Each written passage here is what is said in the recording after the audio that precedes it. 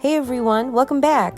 I've got a super tasty and simple chicken recipe for you. Let's dive in. Start by warming up 2 tablespoons of olive oil on medium heat, then toss in half a medium onion. Once the onion has sauteed for a bit, throw in the garlic and cook for around 30 seconds. Add shredded chicken, barbecue sauce, Worcestershire sauce, and paprika.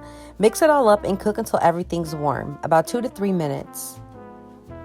Next, you want to cook the store-bought garlic bread at the package recommended heat for 5 minutes. Don't fully cook it yet. We'll do that later after the sandwiches are ready.